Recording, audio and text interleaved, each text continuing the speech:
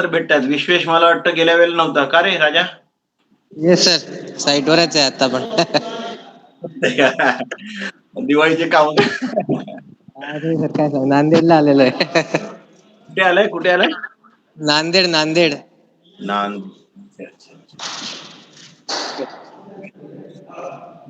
महत्वाचं आहे.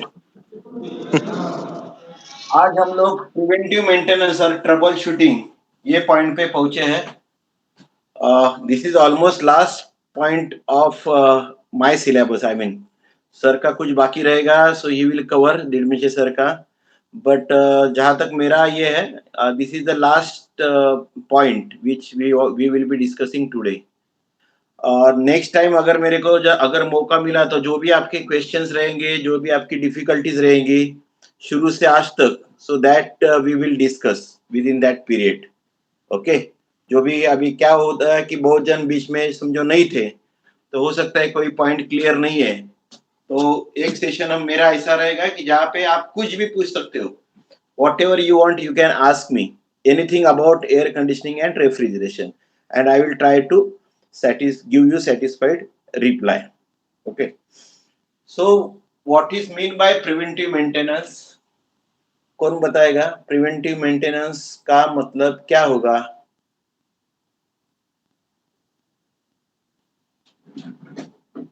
हेलो, मेरा आवाज आ रहा है ना? हाँ सर आ रहा है. What is the meaning of preventive maintenance? Sir, it is a procedure to prevent the machine from breakdown, major breakdowns. और और क्या होगा? सर और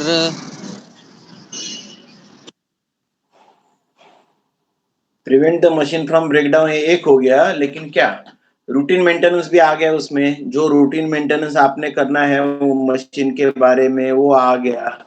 फिर आपको वो भी आ गया. अभी आजकल तो बहुत सारे हमारे पास टेक्नोलॉजिकल एडवांसमेंट हुए हैं. सो अगर आपने देखेंगे लेटेस्ट इसमें, तो you can run that machine based on micro processor. That is one part. You can run that machine. Suppose you are in India and machine is in America, so you can start, stop, or you can monitor that machine's parameters as well because of the electronics. We know there is advanced electronics available. Then there are softwares which can give you what is your current TR output of particular plant. ये शायद आपके लिए नया होगा, but it has already came into the market. It is little bit costly, but then what happens? It can give you accurate data analysis. It can tell you if you have put to let us say 200 TR machine, but at particular this time 9:45 पे machine का TR क्या चल रहा है वो आपको बताएगा. So that much advanced electronics is nowadays available. So that will help you to run that machine at the optimum level. Okay. आपने वो बाकी बिल्डिंग मैनेजमेंट सिस्टम वगैरह ये तो अभी पुराने हो गए, वो 10-15 साल के पहले ही से है. So you can, if suppose you have a air conditioning of Taj Mahal hotel, let us say, okay, Taj hotel. So there is a centralized system that maintenance fellow will sit into the maintenance room, and he can look at all the temperature of all the rooms. Guest कहाँ पे है, जहाँ पे guest है, occupied है, non occupied है, कहाँ पे क्या चल रहा है, टेम्परेचर क्या चल रहा है, उसका चिलर के पैरामीटर्स क्या चल रहा है, कहाँ पे प्रॉब्लम हो रहा है. मतलब मान लो कि चलो आपका कूलिंग टावर का पानी का टेम्परेचर बढ़ रहा है, कम हो रहा है, चिल वाटर कंप्रेसर आपका चल रहा है, तो क्या परसेंटेज पे वो लोड हो रहा है. अभी आजकल तो आपको मालूम होगा, mostly they are going for the stepless modulation of the compressor. मतलब आपका चिलर का कंप्रेसर बंद नहीं होगा, या तो वो 100%, 99% नहीं, ऐसा स्टेप्स में वो अनलोड होके 25% तक आएगा. अगर 25% के बाद भी अगर उसको लोड नहीं है, then only it will get off. Otherwise it will go on loading and unloading conditions. तो ये सारी जो मतलब उसकी जो इंफॉर्मेशन है वो आजकल ऑपरेटर को अवेलेबल है, and that is what was needed. क्योंकि हम क्या करते हैं ना, अक्सर आपने देखा कोई भी गवर्नमेंट या बड़े कंपनी में क्या होता है कि एक बार प्लांट चालू कर दिया ना तो ऑपरेटर जाके लिटरली दे आर स्लीपिंग। आपने देखा होगा मस्त के एचयू के रूम में जाते हैं और वहां पे ठंडा रहता है, almost there is a temperature of 24 degree और 26 degree, they will go to the operator room and just sleep over there.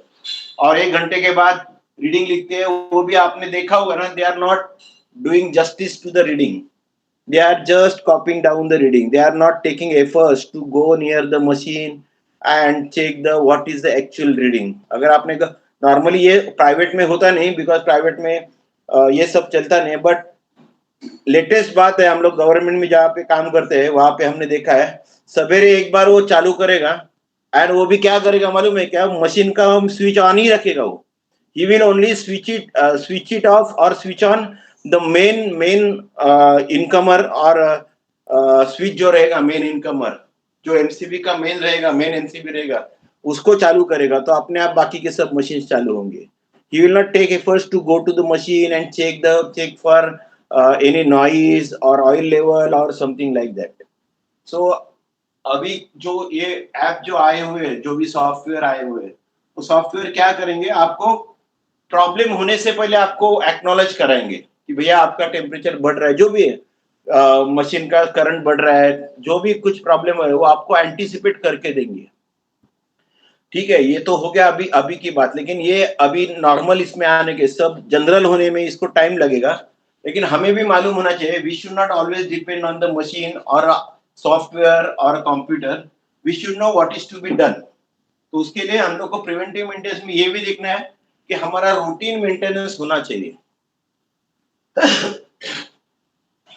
अभी when we talk about preventive maintenance, then there is a word called annual maintenance contract। आपने सुना होगा AMC of a chiller or a ductable AC, बराबर है? तो उसके अंदर क्या करना चाहिए, what should be done? Vishwesh तुम्ही सांगाल का, what is expected to do? Yes sir, basically what Voltas does, बात करते हैं किसका सर? सर आवाज ब्रेक हो रहा है सर। डक्टेबल एसी के बारे में बात करते हैं। डक्टेबल एसी में सर जनरली हम लोग पहले पूरा क्लीनिंग करते हैं मशीन का, वो सबसे ज्यादा इम्पोर्टेंट है। कंडेंसर कॉइल क्लीन होना चाहिए, उसके बाद उसके प्रेशर देखने चाहिए, हीटर चेक करने चाहिए कंप्रेसर के, उसके इंडोर के फिल्टर्स वगैरह क्लीन होने चाहिए, इंडोर की कॉइल क्लीन होनी चाहिए, एक्सपेंशन वॉल को चेक करना चाहिए, फिल्टर ड्रायर को चेक करना चाहिए चोक तो नहीं हुआ है, और लीक टेस्ट मेन है। प्रेशर जो प्रेशर होते हैं, सक्शन प्रेशर, डिस्चार्ज प्रेशर, फिर उसके बाद अगर सक्शन प्रेशर थोड़ा कम है तो लीक टेस्ट लेना। और लीक टेस्ट तो जनरली हम लेते ही है, वेदर प्रेशर इज ओके और नॉट, लीक टेस्ट तो लेना ही चाहिए। और इलेक्ट्रिकली उसके सर्किट्स चेक करने चाहिए, कॉन्टेक्टर्स ओके है कि नहीं, उसके क्लीन है कि नहीं, कॉन्टेक्टर कार्बन तो नहीं है। ये सब अगर हम अच्छे से करेंगे तो फिर हमारा मशीन कभी भी ब्रेक डाउन नहीं होगा, एक ब्रेक डाउन कॉल नहीं रहेगा मशीन का। इसको कैटेगराइज करते हैं, एक है इलेक्ट्रिकल मेंटेनेंस, हाँ, एक है आपकी सिस्टम का मेंटेनेंस, और एक है जनरल मेंटेनेंस, बराबर है। इसको आपने जो बोला उसको कैटेगराइज करिए। इलेक्ट्रिकल के बारे में अपने को क्या करना है, सब कॉन्टैक्ट चेक करने हैं, टाइट करने हैं, जो भी आपका लूज कनेक्शन है वो भी चेक करना है, वहां का वोल्टेज चेक करना है, वो मशीन का एम्पियर चेक करना है, उसके ओवरलोड सेटिंग चेक करना है। बहुत बार क्या होता है, आपको बार बार ओवरलोड सेटिंग क्यों चेक करना है, most of the times what happens at the operator and, if there is any machine tripping on the overload, what they will do, they will just increase the range of the overload। अगर 15 ampere पे machine trip हो रहा है तो they will keep it at 18 ampere.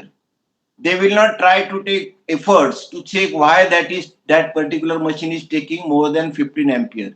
मतलब ये मैं field का जो भी जनरल होता है मैं बताता हूँ, we don't want to blame anybody, but जो भी क्या बोलते हैं ना ह्यूमन टेंडेंसी है वो ऐसा रहता है, they will just increase the overload setting of that machine and they will, because they have to run that machine। आपने देखा होगा जहाँ पे फार्मास्यूटिकल्स है या कोई इसेंशियल इसमें जहाँ पे चिलर लगा है, they want to just run the chiller, they will not be ready to stop the chiller whatever happens to the chiller. Okay, so in that case you need to reset that particular overload at a proper current rating. उसको हम लोग ज्यादा रख नहीं सकते. Ampere जो है, ampere आपने चेक करना है जो भी है, लेकिन एम्पियर चेक करने से पहले आपको ये we have to ensure that your ampere meter is correct or not. बहुत बार क्या होता है, एम्पियर मीटर में भी एरर आ सकती है and that will lead you to the wrong diagnosis of the problem. तो आपका वोल्टेज जो हम लोग टोंग टेस्टर जो नॉर्मली बोलते हैं, that is quite enough, but you have to see that it is properly calibrated and all that. फिर loose connection देखना है, कार्बन आता है, because of the loose connection there is always a carbon formation on electrical joints, so that can be cleaned. उसको polish paper नहीं use करना है, आपको ध्यान रहे. Whatever the contacts of the contactor are there, you don't need polish paper to rub that, because if you use the polish paper, उसका जो contact जो मेक एंड ब्रेक होता है उसमें एयर स्पेस हो जाएगा और हो सकता है उसमें सिंगल फेजिंग होके मोटर अपनी डैमेज हो जाएगी. तो आपको क्या करना है, सीटीसी है या कोई भी क्लीनिंग सॉल्यूशन है, उसको ऐसा क्या बोलते हैं हम लोग, रुई का ये बना के काड़ी को लगा के उसको साफ करना है.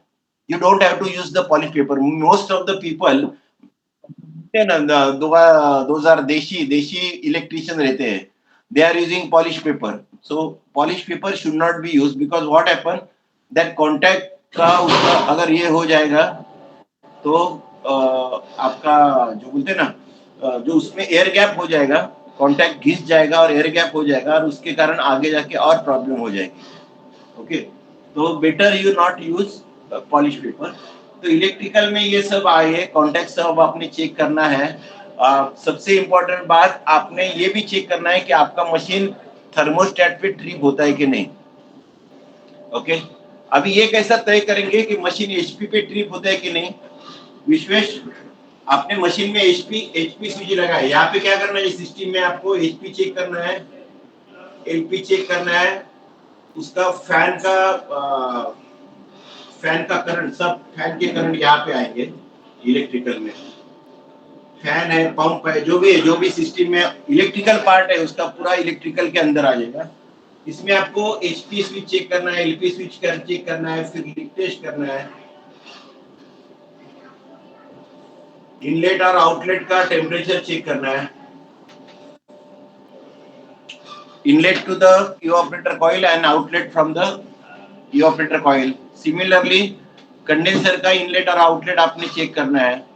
तो that will give you the correct analysis कि आपका मशीन का हेल्थ सही है या नहीं है. ओके, फिर जनरल में क्या होता है, नॉर्मली जनरल में ये क्लीनिंग आता है. सब जनरल में क्या होगा, आपको सब जो भी पार्ट है आपके वो सब क्लीन करने हैं. ओके, उसमें आपको देखना है वो जो कंडेंसिंग यूनिट रहता है उसका ड्रेन होल सही है क्या. जो कंडेंसर बॉडी रहती है कंडेंसिंग यूनिट की, वहां पे बहुत बार क्या होता है, बारिश का पानी आके वहां पे मिट्टी जमा होगी और आप जब भी उसको वाटर सर्विसिंग करोगे, कंडेंसर कॉइल को धोगे, तो पूरा पानी उसमें जमा रहेगा कंडेंसर के ट्रे में. तो आपको वो देखना है कि आपका जो होल जो है वो क्लियर रहना चाहिए. ओके, और कुछ ऐड करना चाहोगे Vishwesh ji? How you will take. एक इंसिडेंट शेयर करना चाहता हूँ. एचपी स्विच का आपने अभी ये किया, मेरे साथ हुआ अभी. एचपी स्विच का सर जो सप्लाई होता है वो 230 वोल्ट्स का होता है और 230 वोल्ट्स का उसका क्या हुआ, उसका जो केबल था तो सर्विस वाले से शायद वो रह गया, उसका केबल डिस्चार्ज की लाइन को टच हो गया जाके. और डिस्चार्ज की लाइन को टच हुआ तो वो थोड़ा सा मेल्ट हुआ और उसमें स्पार्क हुआ. वो स्पार्क इतना ये था, जबरदस्त था, उसने डिस्चार्ज की लाइन में छेद कर दिया और मेरा गैस चला गया. तो जनरली हमको ये भी ध्यान रहना चाहिए कि कोई वायर या कोई केबल सेंसर्स का वो अपने लाइन को टच ना हो. उससे एक कोई मतलब एक्सीडेंट हो सकता है. गैस गया ठीक है, लेकिन वहां पे अगर रहता था इसके आग को भी ठीक होता था, आग में कोई डैमेज हो सकता था. ऐसा भी हो। Yes sir, yes sir, yes sir.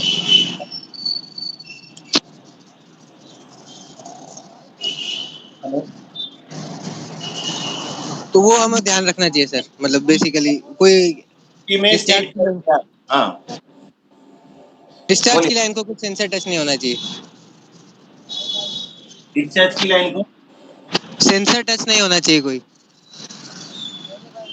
हाँ, नहीं केबल केबल। लेकिन सबने अभी एचपी स्विच जो है, हाई प्रेशर का स्विच जो है आपका, उसको टेस्ट कैसा करेंगे, वेदर इट इज वर्किंग और not at that particular pressure. सवाल समझ में आया मेरा? Yes sir. You have to ensure that ना, आपने मान लो 350 पे आपने वो एचपी का सेटिंग रखा है, बट ये 350 पे एचपी का स्विच चलेगा, ये तय करना चाहिए ना। तो हाउ यू विल जज that whether it is working at that particular pressure और नॉट। और कोई जवाब देगा? जिग्नेश।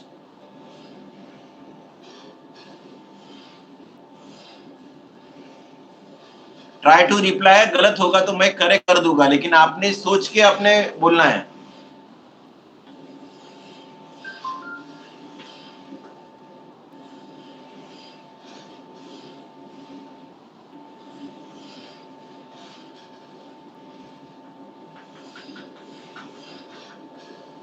एचपी केव्हा वाढेल, कभी बढ़ेगा एचपी?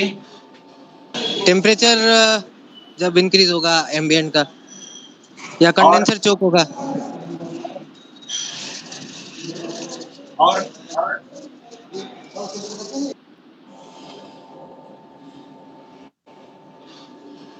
और कभी बढ़ेगा? Voltage sir. हाँ?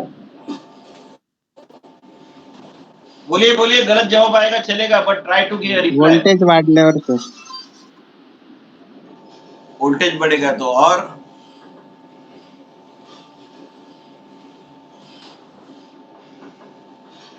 सोच के बताइए।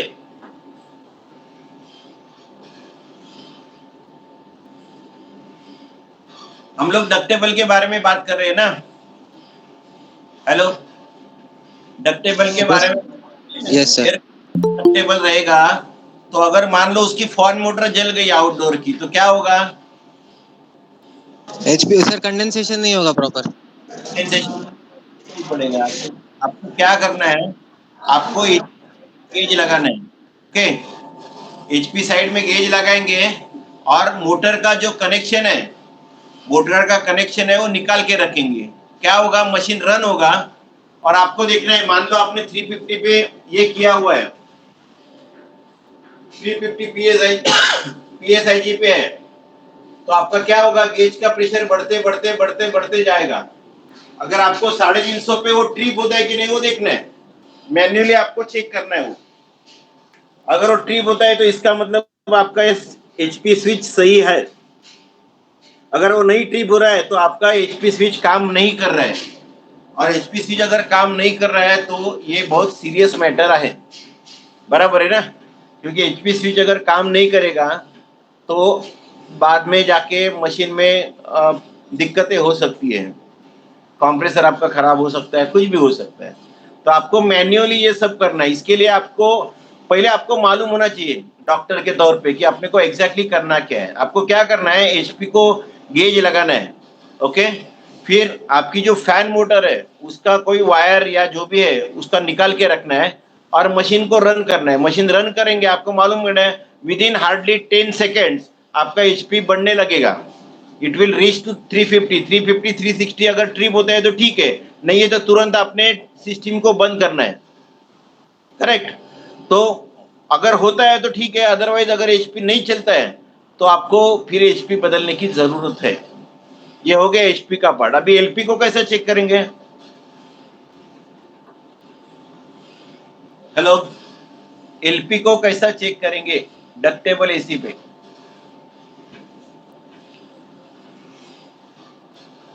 इवापोरेटर साइड से सर। हाँ, कैसा करेंगे? इवापोरेटर को डिस्कनेक्ट कर देंगे, या ऐसा कुछ मतलब ब्लोअर बंद करेंगे। करेंगे तो क्या तकलीफ होगा, इवापोरेटर मोटर को आप डिस्कनेक्ट करोगे तो आपके सिस्टम में फटाक से लिक्विड आ सकता है भैया। अब ये अरे हाँ, यस। पेशेंट को अपने को टेस्ट करनी है, पेशेंट को गंवाना नहीं है। आप अगर इवापोरेटर मोटर को बंद करोगे और सिस्टम को चलाओगे तो फटाक से लिक्विड आ जाएगा कंप्रेसर में, और मालूम पड़ेगा कंप्रेसर अभी अच्छा था और अभी मर गया डॉक्टर के हाथ से। ऐसा नहीं करना है। क्या करना है देखो, ये आपकी सिस्टम है, यहाँ पे आप गेज लगाओगे, यहाँ पे एक वॉल रहता है, आपने देखा होगा कंडेंसर के आउटलेट में वॉल रहते हैं, लिक्विड लाइन का वॉल रहते हैं। इसको अगर बंद करोगे तो ये क्या होगा, यहाँ से पूरा जो गैस है पूरा खींच लेगा कंप्रेसर, और एट ए पर्टिकुलर पॉइंट आपको मालूम पड़ेगा कि आपका एलपीसी ट्रिप हो रहा है। समझ में आ रहा है? कोई डाउट उसमें? आपने लिक्विड आउटलेट का वॉल बंद कर दिया कंडेंसर के, और ये वॉल लगाना बहुत जरूरी है। बहुत जन क्या करते हैं, हमने देखा है, they are just trying to avoid the cost. Actually ये ड्रायर जो है, इसके बीच में ऐसा ड्रायर आएगा, 2 वॉल होने चाहिए यहाँ पे एक वॉल, बाद में एक ड्रायर आएगा और यहाँ पे एक वॉल। तो क्या होता है, आपको अगर कभी ड्रायर खराब हो गया तो आप ये 2 वॉल बंद करके ड्रायर को चेंज कर सकते हो ऑनलाइन। तो आपको मतलब बहुत कुछ करना नहीं पड़ेगा। अगर आपने वॉल नहीं दिया है तो आपको ये मशीन का पूरा गैस उतारना पड़ेगा, फिर ड्रायर बदलना पड़ेगा, फिर अगेन लीक टेस्ट करना पड़ेगा, और फिर अगेन आपको गैस चार्ज करना पड़ेगा। तो ड्रायर का कॉस्ट रहेगा हार्डली 750 रुपीज, लेकिन आप गैस डालोगे, ये सब काम करोगे, उसका कॉस्ट रहेगा 5000 रुपया। तो उससे बेटर है कि आपने जब भी आप इंस्टॉलेशन करते हो, try to put the valves between the dryers, dryer के आगे और ड्रायर के पीछे, क्योंकि ड्रायर एक ऐसा चीज है जो चालू में चोक हो सकता है।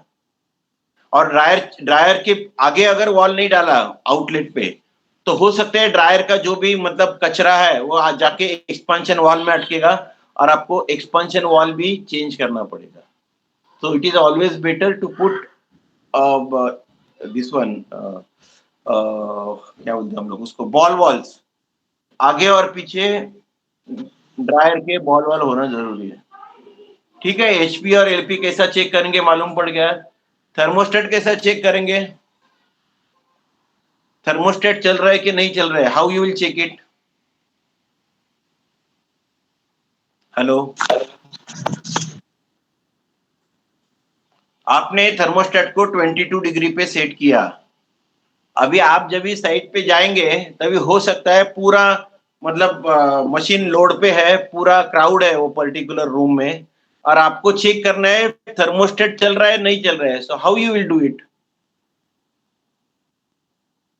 अभी हम लोग ये जो बात करना, I am not saying it is 100% correct, but it will be definitely more than 90% reliable. जो हम लोग अभी चेक करने जा रहे हैं, जो भी मैंने एचपी का बताया, एलपी का बताया, you can not have 100% accuracy in that system, but वो एचपी चल रहा है कि नहीं और एलपी चल रहा है कि नहीं, ये असल में हम लोग को चेक करना बहुत जरूरी है। हमने बहुत बार देखा है बड़े कंपनी के लोग भी आते हैं and they are not checking this all safety, जो भी स्विचेस लगा है उसको चेक नहीं करते। ओके, तो ये बहुत जरूरी है कि हम लोग जो भी उसमें इक्विपमेंट लगाए हुए, जो भी सेफ्टी स्विच लगाए हुए, वो कम से कम 6 महीने में एक बार तो चेक होना चाहिए। Not every month I am telling you, but at least once in a 6 months it has to be checked, because it is a metal, again it is spring loaded safety switch. आपने देखा होगा HP switch है, LP switch है, it is bellow operated, all the things are there, and that metal is bound to have some जो बोलते हैं ना, कुछ ना कुछ जो एटमॉस्फेयर है उसका असर उस मेटल के ऊपर पड़ेगा, और उसमें वो खराब हो सकता है। और वो खराब अगर हमारे हिस्से में आया और एचपी पे ठीक नहीं हुआ तो मशीन में क्या होगा, सेफ्टी स्विच ऑपरेट होगा। मान लो आपका सेफ्टी स्विच भी नहीं चल रहा है तो मशीन में ब्लास्ट हो जाएगा, और हो सकता है ब्लास्ट हो गया तो कोई भी आदमी की जान भी जा सकती है। So whenever we are dealing with the equipment, we have to take care of the safety first. अपनी भी सेफ्टी उतनी इम्पोर्टेंट है जितनी दूसरे की इम्पोर्टेंट है, क्योंकि जब ये एक्सीडेंट होगा वो देखेगा नहीं सामने मैकेनिक है, इंजीनियर है, मैनेजर है, या कस्टमर का कोई ऑपरेटर है। It can damage anybody. So always you have to take care for the safety. ये मालूम, हाँ हम लोग इधर थे, थर्मोस्टेट को कैसा चेक करेंगे?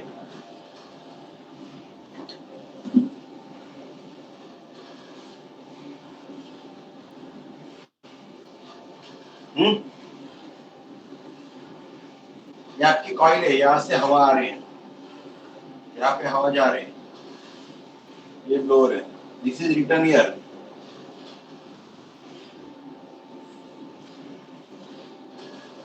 थर्मोस्टेट का बेलो कहाँ पे रहता है? यहाँ पे रहता है, बराबर है क्या?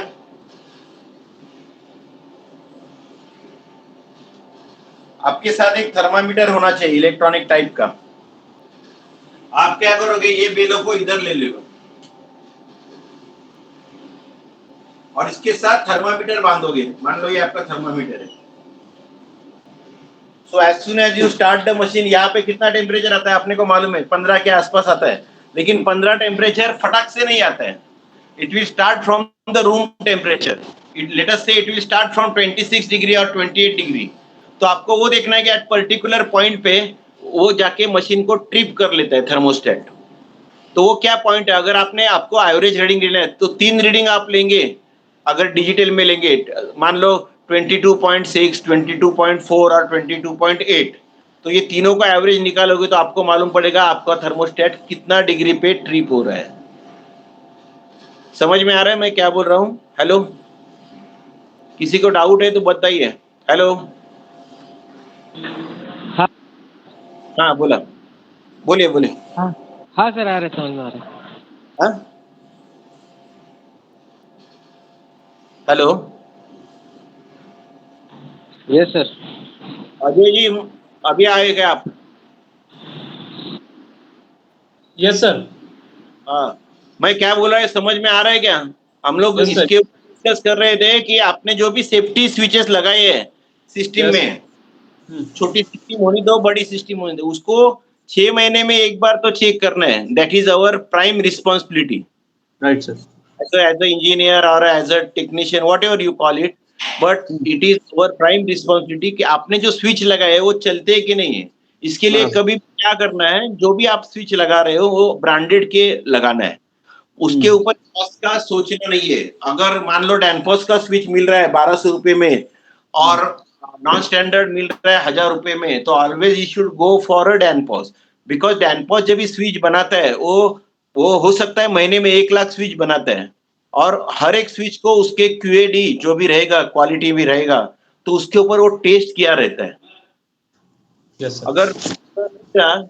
अगर उतना दूसरे किसी का आप लोगे, अगर वो प्रॉपरली टेस्टेड है नहीं तो फिर काम में नहीं आएगा. तो इसके लिए जैसे ब्रांडेड कंपनी है, इमर्सन है, ये डैनफॉस है, अल्को करके कंपनी है, तो ये कंपनी के स्टैंडर्ड कंपनी के स्विच लगाओगे तो उसमें रिलायबिलिटी जो बोलते हैं हम लोग वो ज्यादा मिलेगी आपको. सो always you should go for that particular branded switches. ठीक है. अभी हम लोग ये बात कर रहे थे डक्टेबल की. अभी हम लोग चिलर पे आते हैं. चिलर पे कैसा करोगे? अगर एयर कूल चिलर पे आपको चेक करना है एचपी स्विच, तो कैसा करोगे? सर सेम टेक्निक है, लेकिन आपको ध्यान में रखना है, you should take calculated risk. आपको मालूम है कि आपके हाथ में उसका वायर है, या तो आप प्रेशर बढ़ेगा तो उसको बंद कर सकते हैं तुरंत दूसरे बंदे को बोल के कि भैया ये मैं बोल दिया तो फटाक से बंद कर देने का सिस्टम को. तो सेम टेक्निक से आप एयर कूल्ड अगर रहेगा तो तीनों स्विच चेक कर, और तीनों स्विच चेक होना बहुत जरूरी है. अभी इसमें और एक स्विच रहता है, मैं बात करता हूँ. तो आपने अगर एयर कूल्ड पे तो वो करेंगे. अभी वाटर कूल्ड पे तो कैसा करेंगे? एचपी स्विच कैसा चेक करेंगे वाटर कूल्ड पे? हेलो सर, कंडेंसर का पानी का फ्लो बंद कर देंगे. कंडेंसर का पानी का जो वॉल रहेगा उसको आप अगर कम करोगे, धीरे धीरे अगर कम करोगे, तो आपको मालूम पड़ेगा कि आपका एचपी बढ़ रहा है, और एक पर्टिकुलर पॉइंट पे अगर वो ट्रिप होता है तो आपको वो पॉइंट मालूम पड़ेगा. पर्टिकुलर प्रेशर पे वो ट्रिप हो रहा है तो आपको मालूम पड़ेगा. अगर उसमें कोई एरर है, क्योंकि बहुत बार ऐसा हो सकता है स्विच पे 300 पे हमने सेट किया और एक्चुअल में स्विच जाके 320 पे ट्रिप होते हैं, because these are all analogue switches. इसके लिए क्या होता है, तो थोड़ा फर्क पड़ सकता है आपके देखने के जो बोलते हैं ना हम लोग एरर हो सकती है देखने में, तो अगर उसने 320 पे चेक किया तो जरूर नहीं कि वो 320 पे पक्का ट्रिप होगा, हो सकता है it can trip at 340 also. तो इसके लिए आपको कम से कम 6 महीने में एक बार ये तय करना है कि आपका स्विच सही चल रहा है या नहीं चल रहा है। ओके, तो अभी हमने एचपी स्विच चेक किया, अभी एलपी स्विच के लिए भी क्या करोगे आप? How you will check LP switch of the chilled water plant? Sir valve बंद करेंगे इसका वॉल इवापोरेटर सक्शन का साइड वॉल का। बंद करेंगे, का वॉल बंद करेंगे, तुरंत वहां पे जाके आपको मालूम पड़ेगा एक पर्टिकुलर प्रेशर पे, और प्रेशर कम कम हो रहा है और एक पर्टिकुलर प्रेशर पे आपका एलपी स्विच ट्रिप कर रहा है। करेक्ट। थर्मोस्टेट का जैसा मैंने बताया, अभी क्या होता है नॉर्मली चिलर में जो थर्मोस्टेट रहता है वो इनलेट पे रहता है। Correct Vishwesh ji? Yes sir. हाँ, तो हम लोग को अगर वो चेक करना है तो जैसे मैंने बताया आपको, थर्मोवेल में थर्मोस्टेट का सेंसिंग बल्ब और आपका थर्मामीटर दोनों एक साथ ऐसे रबर से बांध के आपको उसमें डालना है और चेक करना है एक पर्टिकुलर पॉइंट पे, आउटलेट पे, कि कितना डिग्री पे वो कर रहे हैं। अगर आपको डाउट है तो you can take more than 3 reading and take the average out of that, so that you can have the accuracy of the reading. अभी और एक बात रह गया हमारी, एंटी फ्रीज थर्मोस्टेट कैसा चेक करेंगे? How you will, anti freeze thermostat रहता है चिलर में, मालूम है ना? Yes sir. सर उसका चिलर का जो सेटिंग है, एंटी फ्रीज का जो सेट पॉइंट है, अगर सपोज 5 डिग्री है तो चिलर का सेट पॉइंट अगर थोड़ा कम किया, सपोज 4.5 किया, तो उससे चेक हो सकता है कि ट्रिप हो रहा है कि नहीं। नहीं नहीं नहीं नहीं नहीं, क्योंकि 5 डिग्री तो आपको आएगा नहीं ना चिलर में भैया। एंटी फ्रीज का जो तो कंडीशन मैं सेटिंग एंटी फ्रीज का थोड़ा सेटिंग भी बढ़ा सकते हैं वो और उससे चेक कर सकते हैं कि ट्रिप हो रहा है कि नहीं। सेटिंग बढ़ाने से आपका एक्यूरेसी नहीं आएगा। तो वैसा तो फिर हम लोग एचपी में भी कर सकते हैं।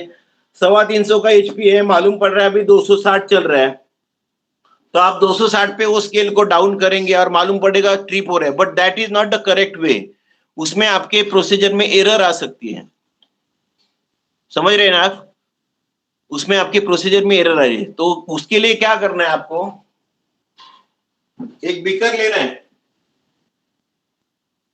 इसमें आइस क्यूब्स डालना है, थोड़ा पानी डालना है। जैसे मैंने बताया यहाँ पे आपका वो सेंसर रहेगा एंटी फ्रीज का, और उसके साथ में आपका थर्मामीटर रहेगा।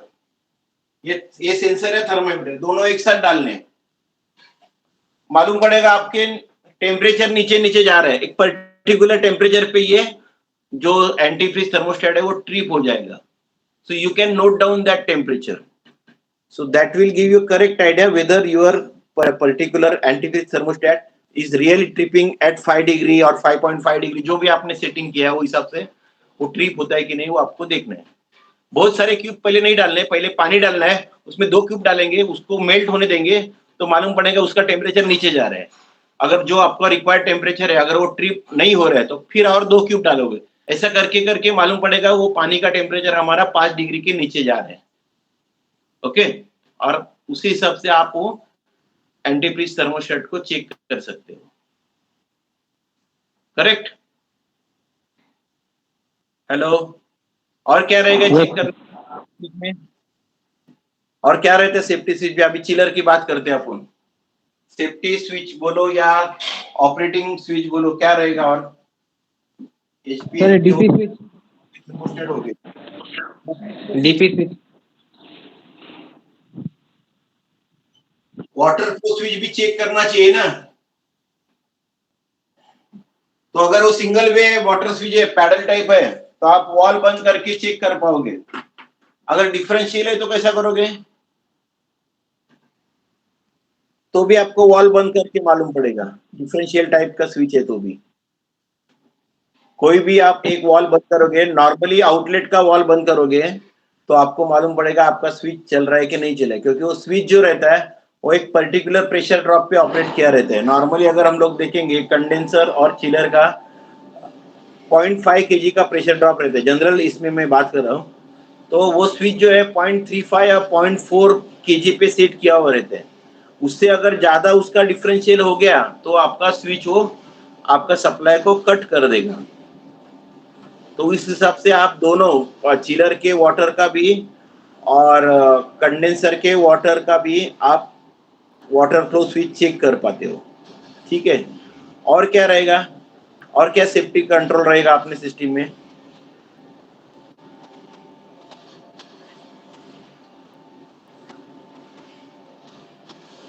और क्या रहता है? एयर फ्लो स्विच करके एक रहता है, अगर आपने देखा, ये आपके जो सर्वर रूम में जो एसी करते हैं, क्योंकि सर्वर रूम में क्या होता है, लोड का डेंसिटी बहुत रहता है। There you require a huge amount of air for very little area. वो जो उनके जो भी इलेक्ट्रॉनिक इक्विपमेंट रहेंगे, सर्वर का जो भी कार्ड रहेगा, कुछ रहेगा, वो छोटे से एरिया में उनकी डेंसिटी, मतलब उनको बहुत ज्यादा कूलिंग चाहिए। अगर वो एरिया में मान लो आपकी इवापोरेटर मोटर बंद पड़ गई, ओके, तो क्या हो गया, बहुत सारा हैवक हो सकता है, वहां पे आग लग सकती है, फायर हो सकता है, कुछ भी हो सकता है। तो इसके लिए आपने अगर देखेंगे, आपने जो भी आईटी इंडस्ट्रीज के जो भी सर्वर रहते हैं, वह उनके मशीन में there is a air pressure switch also. Air pressure switch है, अगर आपका ब्लोअर चालू है तो एयर स्विच प्रेशर स्विच का कॉन्टैक्ट ऑन रहेगा। अगर आपका ब्लोअर बंद पड़ गया तो it will immediately give you alarm and you can start another system, another machine और अनदर सिस्टम। बराबर है। और क्या रहेंगे इसमें, और क्या रहेगा इसमें प्रिवेंटिव मेंटेनेंस के टाइम पे काम करने के लिए? विश्वेश जी, चिलर का ऑयल कभी बदलते हो? Sir oil once in a year हम लोग बदलते हैं, पर जनरली पहले टेस्टिंग के लिए भेजते हैं लैब में। So you have to, once in a 6 months, you have to take a sample of the oil and give it to the laboratory for testing certain parameter. Okay, पहले हम लोग क्या करते थे, रेसिप्रोकेटिंग चिलर जब भी रहते थे तो हमारे कंपनी ने एक पर्टिकुलर ये दिया हुआ रहता था कि मान लो कि 8000 रनिंग आवर्स के बाद आपने उसका ऑयल बदलना है। 8000 रनिंग आवर्स, अगर एक दिन का, एक शिफ्ट का अगर बात करें तो 1 साल होता था 8000 रनिंग आवर्स के लिए। दो शिफ्ट में का ये करेंगे तो हम लोग क्या करते थे, 1 साल में, 1.5 साल में, जैसा भी 8000 रनिंग आवर रीच होता है मशीन का, तो हम लोग उसका ऑयल बदलते थे। और अभी क्या हुआ है, ये जो भी स्क्रू कंप्रेसर है, तो उनका ऑयल आपको एक साल में, 1.5 साल में बदलने की जरूरत नहीं। जब तक उसमें कोई कॉन्टेमिनेशन नहीं आता है, आप लैब में चेक करोगे हर 6 महीने के बाद, जब तक उसमें कोई कॉन्टेमिनेशन नहीं होता है तो आपको वो ऑयल चेंज करने की जरूरत नहीं है। बराबर है।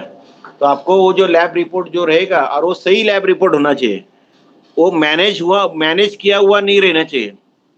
जब भी आप वो लैब को दोगे तो lab should be independent, it should not be contractors lab, it should be third party lab, so that they will give you the correct decision और correct result of the sample tested.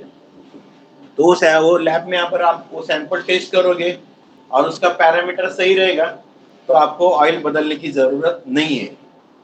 अभी दूसरा बात करते हैं कि oil बदलने की जरूरत अपने को कभी पड़ेगी। At what condition you will need to replace the oil? कौन बताएगा मेरे को?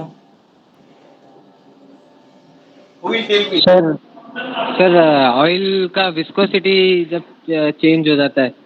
कभी होता है, वही कभी होगा जब सर ज़्यादा गर्म होता है, मतलब टेम्परेचर में ज़्यादा चेंज होता है, नॉर्मल इस पे जो डिज़ाइंड है ऑयल, अगर उससे ज़्यादा कम, और सर कभी अगर कॉम्प्रेसर, मतलब सिस्टम में अगर कभी ये हुआ, कॉम्प्रेसर फेल हुआ, तो उसके कारण कंटेमिनेशन आता है, तो तब ऑयल चेंज करना चाहिए।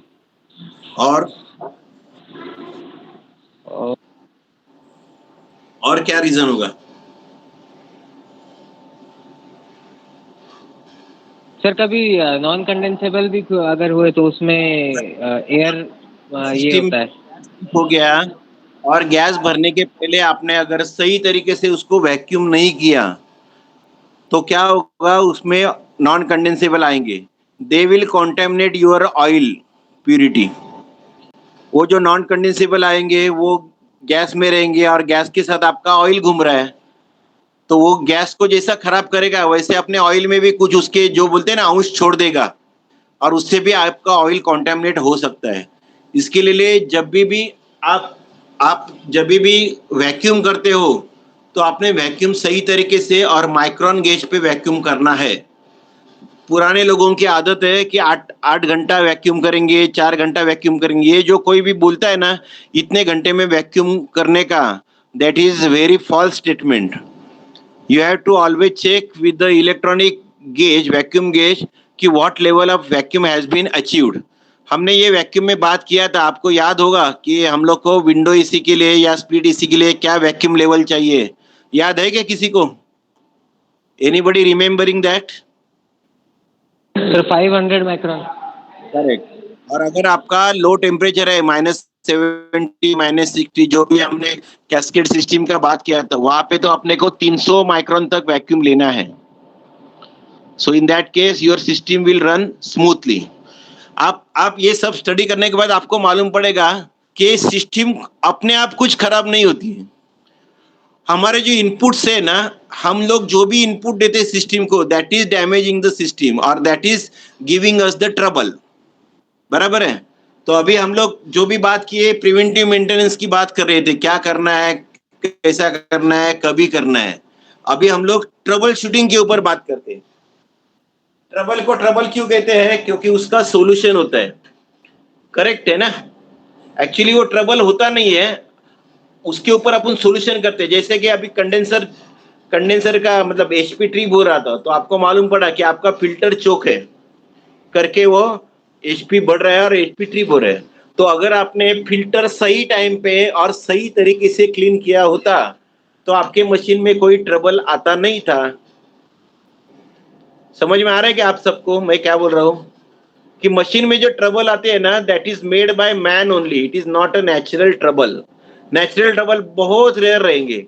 जैसे कि अभी नेचुरल ट्रबल का हम लोग बात करते हैं, आपने कहाँ पे मान लो कि सी शोर के बाजू में कोई 5 स्टार होटल है और वहां पे आपने गलती से एयर कूल्ड कंडेंसर लगाया, तो क्या होगा? Because of that salty air, that condenser coil will get damage. so that you can say it is a natural, but again it is a human being fault। Okay क्योंकि आदमी को मालूम होना चाहिए कि मैं जहां पे भी ये एयर कूल्ड कंडेंसर लगा रहा हूं वहां के एटमॉस्फेयर में सॉल्टी एयर है। Okay so that salt is definitely going to attack the copper and aluminium of our condenser coil. So अभी क्या करते हैं to prevent that, now there are some spray available. जहाँ पे भी हम लोग सॉल्टी एयर है या कोई जो बोलते हैं ना हम लोग एसिडिक फ्यूम्स है, कोई ऐसा केमिकल एरिया रहता है, तो वहां पे सब केमिकल इंडस्ट्रीज रहती है, तो वो जगह पे if they want to put air cooled condenser, वो क्या करते हैं एयर कूल्ड कंडेंसर को पर्टिकुलर ट्रीटमेंट करते हैं, वहां पे उसके ऊपर फिन्स के ऊपर कोई स्प्रे करते हैं and that is how they are avoiding the damage of condenser coil. But then instead of that, if they can go for a water cooled condenser, I think that will be the better solution। okay, but कहीं कहीं पे ऐसा रहता है, जैसे कि अभी बॉम्बे में देखो, they are not allowing you to use the water for the chiller। so in Bombay if you go for a new chiller you have to definitely go for a air cooled condenser only, because there is a lot of water shortage in Mumbai। so they don't allow you to use the water cooled condenser unless and until it is a very big installation। मान लो 5-10 हजार TR का अगर आपको installation करना है, तो in that case only they will allow you, but they will give you heavy bills on the water charges, but still it will be easy for you to मतलब आपको वैसे भी चीप पड़ेगा using the water cooled chiller. ठीक है, अभी trouble shooting में और क्या क्या होता है? ट्रबल शूटिंग पे कोई काम करता है आपके विश्वेश जी छोड़ के और कोई काम करता है? अजय जी आप काम करते हो क्या ट्रबल शूटिंग पे? No sir. No, but let me tell you, जो भी ट्रबल्स आते हैं ना चिलर पे या कोई भी एयर कंडीशनिंग में, nearly 55% troubles are electricals only. अगर 100 आ रहे हैं प्रॉब्लम, तो उसमें से 55% जो है ना, those are electrical. Okay. Electrical में कुछ भी हो सकता है, मोस्टली लूज कनेक्शन होता है। होता क्या है, हम लोग मशीन को चलाते हैं, so there are certain vibrations to the machine that you can not avoid. आपके मशीन में जो वाइब्रेशन आते हैं, जैसे भी फैन मोटर चलती है, इवापोरेटर मोटर चलती है, कंप्रेसर चलता है, तो they are bound to be certain vibrations in the machine, so that vibration you cannot stop. पूरे तो स्टॉप नहीं कर पाते आप उसके ऊपर काम करोगे, that is one part, you will try to minimize them, but you cannot मतलब उसको जीरो नहीं कर पाते हो। तो because of that whatever the wires are connected, contactor में जोड़े हैं, कोई सेफ्टी स्विच में जोड़े हैं, जहां पे भी आपने वायर जोड़े हैं, so because of a small vibration they are bound to get the loose. तो आपको हमेशा क्या करना है, आपके साथ पास में टेस्टर हमेशा होना चाहिए। So whenever you go near the machine for any reason, for preventive पर maintenance purpose, for troubleshooting, और कभी भी आप मशीन के पास जाओगे तो आपके हाथ में टेस्टर होना चाहिए, and you should always focus on tightening the electrical contacts of the machine. क्योंकि मशीन में जब भी 100 प्रॉब्लम आते हैं तो 55% प्रॉब्लम जो है ना, they are because of the electrical failure नहीं बोल सकते, इलेक्ट्रिकल रीजन हो सकता है उसमें। कोई सप्लाई रिलेटेड इश्यू हो सकते हैं, कोई वायर लूज है, कहाँ पे ऐसा मतलब वायर जला हुआ है बिकॉज ऑफ लूज कनेक्शन, कोई आपका फास्टनर जला हुआ है, कोई आपका जो लग रहता है वो जला हुआ है। तो always you have to ensure that there are always you are using the correct tightening आपने किया है। Then there are certain types of grease available in the market for the electrical contacts, जहाँ पे हम लोग जो भी एमसीबी है या एमसीसीबी है, तो वहां पे एक पर्टिकुलर ग्रीस मिलता है, वो अगर उसके ऊपर अप्लाई करोगे आप, तो वहां पे लूज कॉन्टैक्ट भी हुआ तो तुरंत आपको मतलब उसका इफेक्ट नहीं आएगा, and it will stop the corrosion of those electrical contact. क्योंकि क्या है, हमारे जो भी लग्स है, दोज आर आइदर कॉपर लग्स और एल्यूमिनियम लग्स। तो अगर आपके, जैसे भी हमने पहले बात किया, कोई सॉल्टी एयर का एटमॉस्फेयर है या कोई एसिडिक फ्यूम्स का केमिकल जोन में आपकी कंपनी है, तो हो सकता है ये जो भी आपके लग्स है वो खराब हो जाएंगे because of the atmospheric air. So always you have to ensure that आपने जो भी वो लग्स लगाए उसके ऊपर एक पर्टिकुलर ग्रीस रहता है, व्हाइट कलर का ग्रीस रहता है, अगर उसको आप अप्लाई करोगे तो you can reduce the corrosion of those lugs. तो उससे क्या होगा, आपकी मशीन की लाइफ बढ़ जाएगी।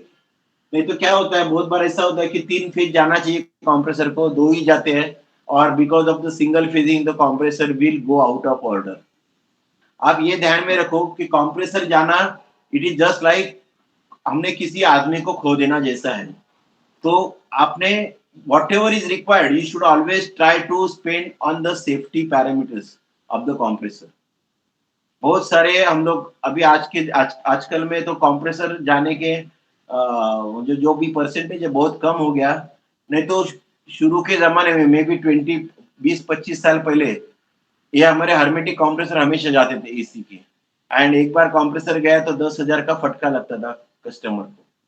फिर अभी क्या होता है, अभी थर्मिस्टर आता है वाइंडिंग में वगैरह वगैरह, there are so many improvements have come out. तो अभी नॉर्मली कंप्रेसर जाता नहीं, फिर भी अगर कोई कंप्रेसर जाता है तो अगर उसका एनालिसिस किया जाएगा तो आपको मालूम पड़ता है कि कोई ह्यूमन एरर की वजह से वो कंप्रेसर जा रहे हैं।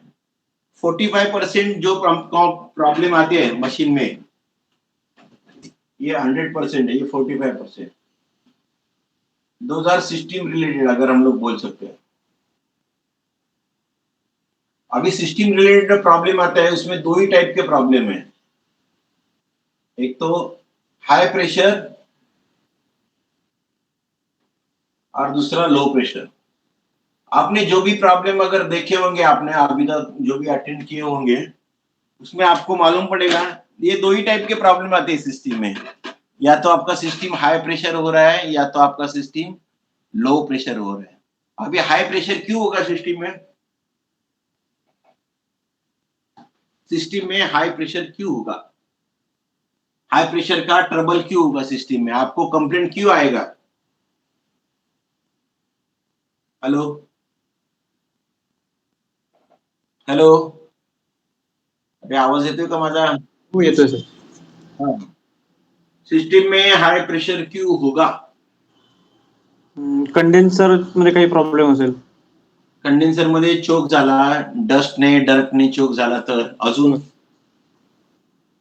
फॅन मोटरला प्रॉब्लेम झाला, तो ऑलरेडी इलेक्ट्रिकल मध्ये आहे, पण जर इलेक्ट्रिकल फॅन मोटरला फॅनचं ब्लेड तुटलं, फॅन मोटर फिरते पण फॅनचं ब्लेडच तुटलं असेल तर त्या कंडेन्सरवर हवा जाणार नाही ना, तरी प्रॉब्लेम होईल. अजून रेफ्रिजरंटचा फ्लो प्रॉपर नसेल तर आता रेफ्रिजरंटचा फ्लो प्रॉपर नसेल म्हणजे तुम्हाला असं म्हणायचं का ते तुमचा ड्रायर चोक झाला तरी कंडेन्सरला प्रॉब्लेम होईल. बरोबर आहे. अजून नॉन कंडेन्सेबल असतील सिस्टीम मध्ये तरी तुम्हाला एचपीचा प्रॉब्लेम येईल. ओके. काही ठिकाणी ज्या काही जर्मन मशीन्स येतात ना, आम्ही पाहिलेलं आहे, ते काय करतात जर्मन लोक, कंडेन्सर कॉइलला सुद्धा एअर फिल्टर दिलेला असतो 40 मायक्रॉन 50 मायक्रॉनचा. लेटेस्ट मी इन्स्टॉलेशन पाहिलं, त्याने 5 टनाच्या चिलरला सुद्धा असा एक 50 मायक्रॉनचा एअर फिल्टर दिला होता. जेव्हा त्या विचारलं बाबा हे का दिलंय, तर तो म्हणे कंडेन्सर कॉइल साफ राहतं, त्यामुळे मेंटेनन्सचा प्रॉब्लेम कमी होतो. आणि फिल्टर झाला हे तुम्हाला बाहेरून दिसून येतं, कारण त्याने पूर्ण शुभ्र व्हाइट फिल्टर ठेवला होता. त्यामुळे अगर फिल्टर के ऊपर कोई कचरा आता है तो आप अलार्म भी है उसके अंदर मशीन में अलार्म दिया हुआ है, at certain interval you need to clean that air filter. कुठे लावलेलं ते फिल्टर सर? कंडेन्सर लाईन मध्ये, कंडेन्सर कॉइलच्या अलीकडे. ओके. कंडेन्सर कॉइल जसं आपण इव्हॅपोरेटर कॉइलला फिल्टर लावतो ना, कंडेन्सर कॉइलच्या समोर त्याने फिल्टर लावला होता. त्या फिल्टरवर हवा जाते, ती हवा पुढे कंडेन्सर कॉइलवर जाते आणि कंडेन्सर फॅन कडून ती हवा गरम होऊन बाहेर पडते. तर त्यांनी कंडेन्सर कॉइलवर जाणारी एअर फिल्टर होऊन जाते. कॉइलवर येणारी एअर जी आहे ती फिल्टर्ड एअर येते. त्यामुळे काय होतं, कंडेन्सरचा जो मेंटेनन्स आहे, कंडेन्सर कॉइलला जो मेंटेनन्स करावा लागतो तो तुम्हाला करावा लागणार नाही. तुम्ही वीकली एकदा फिल्टर क्लीन करायचे, या तर पाण्याने धुवायचे किंवा जे काय असेल ते, आणि लावून द्यायचे. म्हणजे तुम्ही वीकली फिल्टर ते क्लीन केले तर तुम्हाला वर्षभर त्या कंडेन्सर कॉइलला हात लावायचं काही काम पडणार नाही असं. पण आपल्याकडे कसं आहे, थोडस कसं आहे, आपण जे काय पॅरामीटर किंवा जे काय काम दिलेलं असतं ते आपल्याकडे केलं जात नाही. मी मध्यंतरी असं पाहिलं होतं की एका एअर ड्रायरचं इन्स्टॉलेशन होतं, साऊथ मधल्या एका कंपनीने ते बनवलं होतं एअर ड्रायर. ओके. त्यांनी असं केलं होतं की पीएचई वापरलं होतं चिलर साठी. आता जेव्हा पीएचई वापरतो चिलर मध्ये, ज्या बाजूला आपण पाणी टाकणार असतो तर ते पाणी शुद्ध असणं आवश्यक असतं. आता काय केलं त्याने, ते केरळावरून पाठवलं आणि इकडे आम्ही ओझर म्हणून आहे नाशिक जवळ, हिंदुस्थान एरोनॉटिक्स मध्ये ते लावलं आणि 6 महिन्यामध्ये ते पीएचई लीक झाले. म्हणजे जेव्हा अनालिसिस केलं तेव्हा लक्षात असं आलं की त्या मॅन्युफॅक्चररने त्याच्या ह्याच्यामध्ये मॅन्युअल मध्ये लिहिलं होतं की पर्टिक्युलर ग्रेडचं पाणी तुम्ही वापरायला पाहिजे त्या पीएचई मध्ये. या लोकांना नॉर्मल जे काय बोर वॉटर असतं ते त्या पीएचई मध्ये वापरलं, लीक झालं. बरोबर. पीएचई लीक झाला म्हणजे पूर्ण सिस्टीम मध्ये पाणी गेलं. मग त्यांना कॉम्प्रेसर बदलावा लागला, कंडेन्सर कॉइलचं पाणी फ्लश केलं, पण मग कॉम्प्रेसर फेकून द्यावा लागला. मग पीएचई काढून मग आम्ही त्यांना शेल अँड ट्यूब चिलर टाकला. शक्य असेल तर याला तुम्हाला सॉफ्ट वॉटर दिलं तर त्या मशीनचं लाईफ चांगलं मिळेल. बऱ्याचदा असं होतं ना की ऍप्लिकेशन रॉंग होतं. आपण बऱ्याचदा काय करतो, आपली इंडियन टेंडन्सी आहे, म्हणजे मला जे आहे ते आहे, लेटेस्ट ऍक्सेप्ट दॅट. प्रत्येक मशीन जेव्हा तुमचं येतं ना, प्रत्येक मशीन किंवा प्रत्येक इक्विपमेंट, त्या इक्विपमेंट बरोबर ना त्या पर्टिक्युलर इक्विपमेंटचं किंवा त्या पर्टिक्युलर युनिटचं किंवा त्या पर्टिक्युलर सेफ्टी स्विचचं एक मॅन्युअल टाईप सिंगल पेज म्हणा किंवा 2 पेजचं मॅन्युअल दिलेलं असतं. आणि त्यामध्ये तो स्विच किंवा जे काय असेल तर ते कसं माउंट करायचं, त्यामध्ये काय करायचं आणि काय करायचं नाही. तुम्ही जनरली पाहिलं असेल, एक्सपान्शन वॉल जेव्हा तुम्ही विकत घेता तेव्हा एक्सपान्शन वॉल बरोबर 2 पेजचं मॅन्युअल असतं.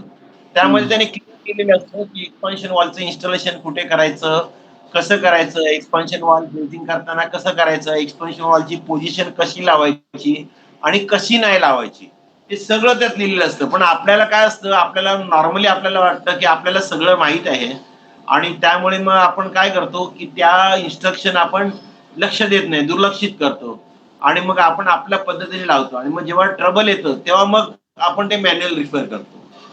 मग तुम्ही काय करायला पाहिजे, जेव्हा तुम्ही बॉक्समधून अनपॅक करता कोणतंही इक्विपमेंट म्हणा किंवा स्विच म्हणा, त्यावेळेस जर तुम्ही ते वाचून घ्याल, कारण काय असतं इकडे दिवसेंदिवस डेव्हलपमेंट होत असते. 10 वर्षापूर्वी एक्सपान्शन वॉल लावणं आणि आज एक्सपान्शन वॉल लावणं याच्यामध्ये फरक आलेला आहे. बरोबर आहे? आणि त्यामुळे मग तुम्ही जर त्या इन्स्ट्रक्शन प्रॉपर वाचल्या असतील, तर तुम्ही त्या फॉलो करू शकता व्यवस्थित आणि त्याप्रमाणे जर तुम्ही लावलं तर तुमचं मशीनला पुढे ट्रबल येणार नाही. पण आपण काय वॉटर फ्लो स्विचचे उदाहरण घेऊ आपण. वॉटर फ्लो स्विचचं पण असंच आहे. वॉटर फ्लो स्विच जेव्हा तुम्ही लावता, तो कसा लावावा, बेंडच्या पुढे किती किती अंतरावर तो लावावा किंवा लावू नये, हे सगळं वॉटर फ्लो स्विचच्या मॅन्युअल मध्ये लिहिलेलं असतं. पण आपण ते कधी वाचत नाही आणि बऱ्याचदा वॉटर फ्लो स्विच हा एल्बोच्या नंतर लावला जातो किंवा एल्बोच्या आधी लावला जातो, की जिथे तो फ्लो जो आहे पाण्याचा तो व्हायब्रंट झालेला असतो एल्बोवर आणि मग त्यामुळे तो वॉटर फ्लो स्विच काम करत नाही आणि मग तो काम करत नाही म्हटल्यावर आपण ती जी कंपनी आहे त्या कंपनीला नाव ठेवतो. पण आपण जर प्रॉपर इन्स्ट्रक्शन जर त्यांच्या वाचल्या आणि त्याप्रमाणे जर तो फ्लो स्विच इन्स्टॉल केला तर तो फ्लो स्विच तुम्हाला चांगलं वर्किंग देऊ शकतो. हाँ, तो हम लोग यहाँ पे थे कि हाई प्रेशर क्यों होता है इसके ऊपर बात कर रहे थे. अकॉर्डिंगली लो प्रेशर क्यों होगा सिस्टम में, अपने सिस्टम में लो प्रेशर क्यों होगा, कौन से कंडीशन में होगा? इवेपोरेटर चोक हो, मतलब इवेपोरेटर में कुछ प्रॉब्लम है. इवेपोरेटर चोक है, बराबर है. इवेपोरेटर की मोटर खराब हुई, इवेपोरेटर का फैन खराब हुआ और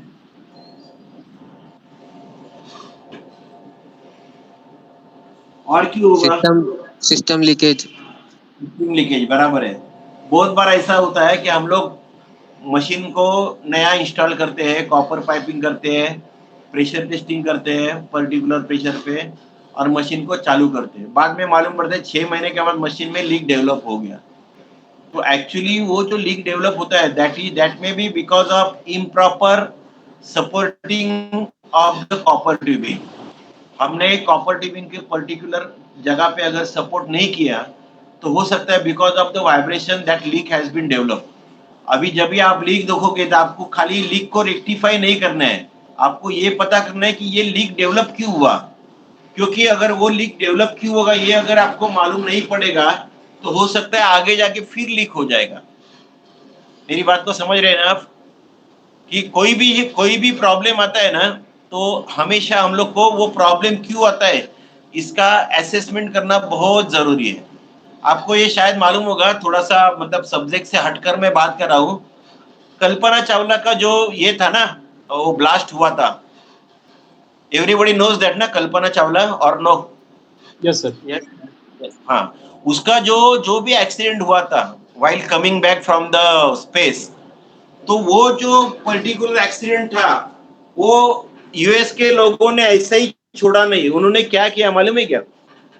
उन्होंने पूरा टेस्ट सेटअप लगाया और उनका ये फाइंडिंग था कि जब भी आपका ये जो पर्टिकुलर उनका यान चल रहा था, when it has started from the space, जहाँ पे भी उन्होंने छोड़ा स्पेस, जो भी बोलते हैं उसको, अवकाश इससे केंद्र से, तो वो टाइम पे वो जो पर्टिकुलर यान है उसके बॉडी में पफ शीट लगाया हुआ था.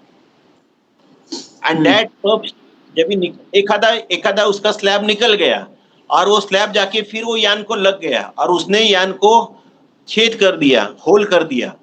अभी आम आदमी अगर सोचोगे आप और हम सोचेंगे कि भैया पफ शीट से एल्यूमिनियम को कैसा होल हो सकता है, बराबर है ना.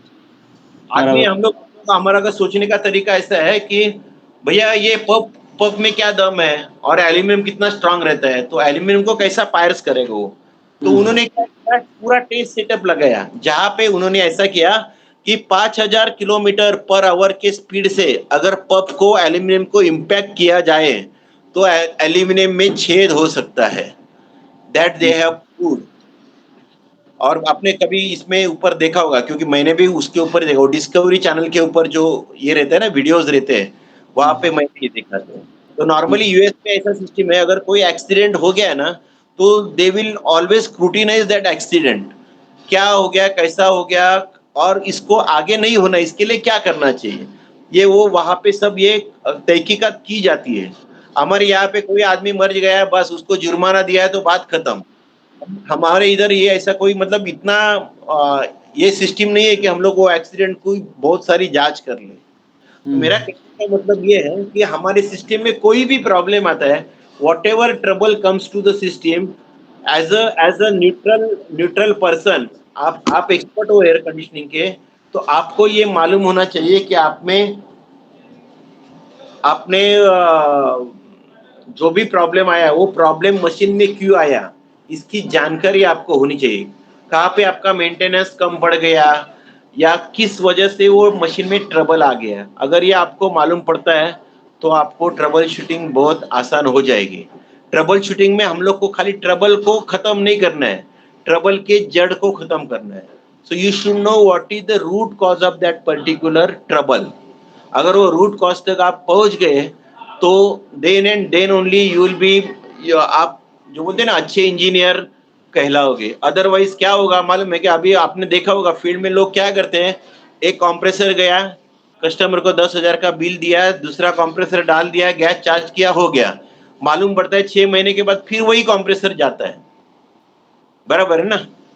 तो मतलब आजकल ऐसा हो गया ना लोगों को कि भैया इतना अच्छा काम करेंगे तो अपने को काम कैसा मिलेगा, लेकिन ऐसा कभी होता नहीं है। आपने अगर एक बार अगर अच्छा काम कर दिया है तो कस्टमर आपको हमेशा याद रखेगा। ये मतलब मेरा साइकोलॉजी बोलो या मेरा पॉलिसी है कि एक ही बार काम करो, लेकिन कस्टमर का ऐसा काम करो, कस्टमर आपको उम्र भर याद रहेगा। आप सोचो एक कंडीशन ऐसा है जहाँ पे हर 6 महीने के बाद कंप्रेसर जा रहा है, और एक कंडीशन ऐसा है कि आपने एक कंप्रेसर बदल दिया, 5 साल वो कंप्रेसर को कुछ नहीं हुआ। तो ये दो सिचुएशन में कस्टमर किसको प्रिफर करेगा? जो बंदे ने 5 साल के बाद कुछ हुआ नहीं, ऐसे बंदे को हमेशा वो प्रिफर करेगा, और ऐसे बंदे को कस्टमर कभी निगोशिएट नहीं करता है। ये भी आप ध्यान में रखोगे। आप अगर अच्छा काम करते हो ना, आपका कस्टमर आपको आपकी प्राइस को निगोशिएट नहीं करेगा। He will give you the price whatever you ask to him. ये आप ध्यान में रख लो, ठीक है? और ट्रबल शूटिंग में कोई इश्यू है और किसी को इसके अलावा जो भी हमने डिस्कस की, इसके अलावा कोई ट्रबल आया हुआ है क्या सिस्टम में? विश्वेश, तुम्ही जास्त सांगू शकता, ह्याच्या व्यतिरिक्त काय आलंय का? नाही सर, हेच आहे इलेक्ट्रिकल आणि हे. हाँ, तो लक्षात ठेवायचं, जेव्हा जब भी कोई ट्रबल आता है ना, तो आपने वो ट्रबल क्यों आया इसका अगर एनालिसिस सही तरीके से आप कर पाते हो तो ज्यादा अच्छा रहेगा। ताकि वो जो रूट कॉज है वो जब तक मालूम नहीं पड़ता है तब तक आप वो मशीन को दोबारा चलाओगे नहीं। मैं तो मेरे कस्टमर को बोलता हूँ सीधा कि भैया ये जो आपका प्रॉब्लम हुआ, ये प्रॉब्लम क्यों हुआ, इसका जड़ अगर मेरे को जब तक मिलेगा नहीं ना, मैं आपकी मशीन को चालू नहीं करूंगा। नहीं तो क्या होगा, आज कंप्रेसर गया, कल मैं दूसरा कंप्रेसर डालूंगा, वो कल फिर जाएगा। प्रॉब्लम वही के वही रहेगा ना, जब तक हमने उसको जड़ को खत्म नहीं किया तो क्या होगा, प्रॉब्लम वही के वही रहेगा और हम लोग फिर मजा नहीं आएगा ना ऐसे काम करने में। तो आपने ये हमेशा ध्यान में रखना है। अगर आप अच्छा सर्विस दोगे, इफेक्टिव सर्विस दोगे, तो कस्टमर आपको लॉन्ग टर्म तक याद रखेगा। नहीं तो क्या, ऐसे बहुत सारे मार्केट में लोग हैं जो कंप्रेसर बदलते हैं और कम कॉस्ट में काम करते हैं। अगर आपको आपका ब्रांड नेम रखना है तो आपको अच्छी तरीके से और प्रोफेशनल वे से काम करना है। आपने कस्टमर को थोड़ा सा ट्रेन करना है कि भैया ये करो और ये मत करो।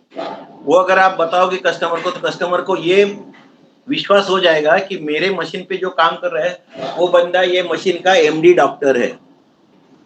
Okay, he is not just a ward boy or he is not a diploma doctor. He is a proper MD doctor because he knows all in and outs of the machine, and that is why he is giving you the suggestion. ये customer मन ही मन में जान लेगा, and that time जब भी आप इसको पूरा कस्टमर को ये सब बताते हो, उसको इंस्ट्रक्ट करते हो क्या करना है क्या नहीं करते, तो कस्टमर का आपके ऊपर का विश्वास पक्का हो जाता है। एंड एक बार विश्वास पक्का हो गया है तो customer will not negotiate you on the price. ये आप ध्यान में रखना। ठीक है, और कुछ डाउट है तो बताइए। 10-15 मिनट रह गए, 10 मिनट रह गए। ट्रबल शूटिंग के ऊपर किसी को कुछ डाउट है तो बताइए, अपन डिस्कस करते हैं। अजय जी। No sir. विश्वेश, अजून काय याच्या व्यतिरिक्त काय एखादा प्रसंग सांगा तुम्ही की जो हे झाला होता। सर मतलब एक ऐड करना चाहूंगा, जो ओपन टाइप होते हैं सर, अलाइनमेंट एक बहुत बड़ा इश्यू है। करेक्ट जो करेक्ट जो मतलब मोटर टू कंप्रेसर के बीच में जो कपलिंग रहती है, उसका करेक्ट। अगर एक अलाइनमेंट अगर प्रॉपर नहीं हुआ तो बहुत लाखों का नुकसान होता है। और ये मैंने फेस किया है, मेरे साइड पे 2-3 बार फेस किया है। जब तक आपका अलाइनमेंट प्रॉपर होता नहीं, तो उसके बिना आपका मतलब मेरा सील्स थे, एक्चुअली ऑयल सील थे, एलटीआर कंप्रेसर, एलटीआर चिलर था। और वो इसका हॉल स्क्रू का कंप्रेसर, जेएनई हॉल, उसका अच्छा। कंप्रेसर था। और उसको कपलिंग जो रहती वो ये फ्लेक्सिबल नहीं थी, रबर टाइप नहीं थी, ये थी गट्टू, जो एक ये रहता है मेटल का। उसमें सर ऐसा हुआ कि थोड़ा सा मिस अलाइन हो गया और उसका अलाइनमेंट प्रॉपर हुआ नहीं, जिस वे से होना चाहिए था। तो उसके कारण कंप्रेसर का जो ऑयल सील है, उसने पूरा पहले कार्बन रिंग डैमेज हुआ, वो हीट होके उसने उसका टुकड़ा निकला, वो उसने शाफ्ट को डैमेज किया। और शाफ्ट के कारण अंदर का कंप्रेसर का स्क्रू भी डैमेज हुआ। तो ये इतनी मतलब अलाइनमेंट जैसे कोई जनरली ज्यादा ध्यान देता नहीं, बट जब भी अगर इसका पहले क्या है, अगर अलाइनमेंट अलाइनमेंट अगर वो अच्छे से करेंगे तो वो मतलब फ्यूचर के लिए एवरी सर्विसिंग, मैं तो यही बोलूंगा, हर 6 मंथ, एवरी 6 मंथ अगर आपका अलाइनमेंट वाला कोई मशीन है तो आप डेफिनेटली उसको थोड़ा खर्चा कीजिए। भले ही 10,000 का खर्चा होगा, 16,000 का, 20,000 का खर्चा होगा, बट सर आपके उसके कारण लाखों रुपए बचते हैं। बराबर है। तो ये जो अलाइनमेंट जब भी करते हैं ना, जब भी you should have the proper tools. अभी हमारे इधर प्रॉब्लम क्या है हमारे लोगों को, कि they are not ready to spend on the required tools. होता क्या है मैं बताता हूँ, मैं कंपनी का नाम नहीं लूंगा, ओके, क्योंकि अपने को क्या किसी का नाम लेके उसको बदनाम करके कोई फायदा नहीं है। एक बड़ा कंपनी इंडिया का स्क्रू चिलर बेचती है, बराबर है। अभी क्या होता है, वो क्या करते हैं कि उनका जो भी सर्विस का टीम रहता है, तो उनके खुद के बंदे बहुत कम रहते हैं। What they will do, they will appoint some service dealers also. Okay, अभी सर्विस डीलर के पास जो भी बंदा रहेगा, not necessarily he is ITI और एनसीटीवीटी पास बंदा, या उसको कुछ एक्सपीरियंस रहेगा, करेक्ट। तो वो बंदा जाता है और चिलर को अटेंड करता है। तो एक केस में ऐसा हुआ कि स्क्रू कॉम्प्रेसर था, उसका ऑयल लेवल पे वो ट्रिप कर रहा था। अभी ये बंदे को इतना नॉलेज था कि ये पर्टिकुलर स्विच पे जाके ये मेरे मशीन को बंद करता है। उसने वो ट्रेस किया कि ये पर्टिकुलर जो ऑयल स्विच है उसके ऊपर जाके ये कंप्रेसर को बंद कर देते हैं। अभी उसने क्या दिमाग लगाया, ये अगर इससे ये प्रॉब्लम को खत्म करना है, तो उसने क्या किया, एक जंपर वायर डाल दिया मशीन में, और मशीन चलता रहा। एक टाइम ऐसा है कि वो कंप्रेसर के क्रैंकेस में पूरा ऑयल खत्म हो गया और वो कंप्रेसर सीज हो गया, सीज मतलब ड्राई आउट हो गया और कंप्रेसर जल गया। अभी इस केस में क्या हुआ, कस्टमर ने वो कंपनी को बोला कि भैया हमने तुमको ईएमसी दी तो ऐसा कैसा। कंपनी ने हाथ ऊपर किए कि भैया ये ट्रबल, हमने आपसे लेबर चार्जेस का कॉन्ट्रैक्ट लिया हुआ है और ये जो प्रॉब्लम आया हुआ है इसमें हम लोग जिम्मेदार नहीं है। अभी बल्कि उनका केस चल रहा है। तो अभी ये केस में कौन जिम्मेदार रहेगा, आप बताइए मेरे को। कस्टमर का गलती, कस्टमर का गलती नहीं है, कंपनी का गलती है सर। कंपनी का गलती है। तो क्या होता है ना, बहुत बार क्या होता है ना हमारे इसमें, और एक ये है कि हम लोग को टाल देते हैं। That company has not accepted the fault. अभी उनका मतलब क्या बोलते, कोर्ट कचेरी चल रही है। बट हुआ क्या, उसके बाद वो कंपनी ने 3 चिलर लिए, 3 chiller, 3 chillers they have purchase, but not of that old brand. तो क्या हुआ, अगर वो समझो कंप्रेसर अगर उनको करा के देते थे, जो भी कुछ करा के देते थे, कुछ मतलब 50-50 करके अगर करते थे, तो वो कंपनी का रैपो भी अच्छा होता था और आगे का सब बिजनेस उनको मिलता था। लेकिन हम क्या करते हैं, छोटे से इसके लिए गेन के लिए बड़े बड़े गेन को हम लोग ये देते हैं, मतलब उसका नुकसान होता है हमारा। अभी 3 चिलर अगर वो कंपनी के वहां पे रहते तो उसका सर्विस कॉन्ट्रैक्ट उनको मिलता था, सब सब कुछ मिलता था ना। क्या और जो है वो है, देखो फॉल्ट है ना, फॉल्ट एक्सेप्ट करना बहुत बहुत जरूरी चीज होती है। हम लोग क्या करते हैं, जब भी फॉल्ट आता है ना, हम लोग हमेशा उसको टालने की कोशिश करते हैं। अगर मेरे से गलती हुआ है ना, तो गलती हुआ है ना, एक्सेप्ट दैट, सो दैट सामने वाला आदमी आपके पास सही नजर से देखेगा। देखो कस्टमर में, उसमें कस्टमर को अगर उसमें मालूम पड़ता था कि भैया ऑयल लेवल क्या है, कि ऑयल सेफ्टी स्विच क्या है, या ऑयल लेवल स्विच क्या है, तो कस्टमर आपको क्यों बुलाता था, आपको एएमसी कॉन्ट्रैक्ट क्यों देता था कंपनी को, मतलब एसी वाले कंपनी को। उसको कुछ मालूम नहीं है, उसके बंदे को ज्यादा कुछ मालूम नहीं, इसलिए उसने आपको सर्विस कॉन्ट्रैक्ट दिया। और आप अगर हाथ ऊपर करोगे कि उसमें ऑयल खत्म हो गया, उसमें हमारा कुछ ये नहीं है, तो ऐसा होता नहीं है ना। तो ऐसा है, तो उसके कारण क्या हो गया, अगले 3 जो चिलर है वो दूसरे कॉम्पिटिटर के आ गए, वो कंपनी, मतलब वो कंपनी में वो कंपनी का नाम हमेशा के लिए निकल गया। ये सर मैं ऐसे ऐसे तो मैं मतलब बहुत केसेस है। सन फार्मा मतलब में हमारा एएमसी है अहमदनगर में, बहुत बड़ा एएमसी है। वहाँ पे सन फार्मा में टोटल हमारे सर 30 चिलर्स है। ये साल में सर मेरे 4 स्क्रू कंप्रेसर मैं ओवरऑलिंग करवा के ला चुका हूँ फैक्ट्री से। और उसमें अभी आप मतलब आपसे पूछता हूँ मैं, अगर उनका वाटर क्वालिटी एकदम वर्स्ट है, वो लोग जीरो एमिशन का उनका प्लांट है। और उनका पानी मतलब अगर आप अगर कंडेंसर भी खोलते हैं ना सर, तो स्लज निकलता है रेड कलर का, एकदम रेड कलर का गंदा स्लज निकलता है। स्मेल मतलब उनका प्रोडक्शन का रहता है। ये केस में कस्टमर को जनरली लेना चाहिए जवाबदारी की उनका पानी खराब है। मेरा इवापोरेटर उसके कारण चोक हुआ, इवापोरेटर चोक हुआ और ट्यूब बस्ट हो गया इवापोरेटर का, और उससे पानी कंप्रेसर में गया और कंप्रेसर मेरा वाइंडिंग गया, स्क्रू गया, सब गया। लेकिन फिर भी कंपनी ने ठीक है, मतलब कस्टमर बहुत सनफार्मा बहुत बड़ा कस्टमर है हमारा, और कंपनी ने कंसिडर किया। उसके बाद हमें 3 इसके ऑर्डर मिले उनके थ्रू, मतलब करते थे इसी पर। ये है मतलब कि इतना थोड़ा बहुत अगर ये करेंगे कटसी, तो सर आगे बिजनेस मिलता है। कस्टमर टूटना बहुत आसान है, कस्टमर चुनना बहुत मुश्किल है। चुनने में आपको 1 साल बहुत लग, कस्टमर टूटने के लिए 1 सेकंड का भी देरी नहीं लगता है। True sir. हाँ, तो ये इसलिए मतलब मेंटेन करना बहुत रिलेशन मेंटेन करना। अब सर अभी 30 इयर्स से ऐसा हमारा नहीं उनके साथ रिलेशन है, लेकिन करना अगर है। ऐसा अगर कुछ इंसिडेंट होता तो शायद सर 5 मिनट भी नहीं लगते ऑर्डर कैंसिल करने में। हाँ, वही वही मैं बोल रहा हूँ, 1 सेकंड भी नहीं लगता है कस्टमर तोड़ने के लिए, लेकिन जोड़ने के लिए रहते हैं। और मैं ये भी नहीं बोल रहा हूँ आपको कि हमेशा आप आपकी कंप्रेसर को ओवरऑलिंग करो free of cost. You have to give them in a writing. अगर वो मान लो कोई मेंटेनेंस का बंदा है, वो अगर नहीं होता है तो you should write to the GM. GM नहीं होता है तो you should write to the director of that company. So क्या होगा, आपका राइटिंग में अगर रिपोर्ट रहेगा तो next time whenever there is a court matter, so that time that can be given as a proof कि हमने आपको बोला था कि ये पानी का क्वालिटी आप चेंज करो, या उसमें कोई सॉफ्टनर लगाओ, या जो भी whatever you give guidelines to them, so they should obey that guidelines.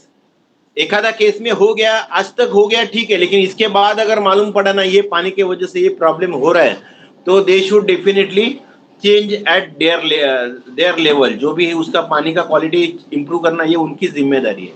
Ultimately क्या होता है, आप ध्यान में रखो, कस्टमर मशीन जब भी लेता है, हमने कितना भी वारंटी दिया, लेकिन मशीन तो कस्टमर का ही रहता है ना। सो एक बार वो मशीन खराब हो गया, हम लोग जो बोलते हैं कोई भी ओरिजिनलिटी चीज की खराब हो गई, तो उसमें प्रॉब्लम आने चालू हो जाते हैं। जितना मशीन ओरिजिनल रहेगा, अपना हमारा ह्यूमन बॉडी का भी ऐसा ही है, जितना आपका बॉडी इंटैक्ट रहेगा ना, मतलब मरते दम तक, उतना अच्छा रहता है। ये ऑपरेशन हो गया, वो ऑपरेशन हो गया, तो बहुत सारे आगे जाके ट्रबल्स निर्माण हो जाते हैं।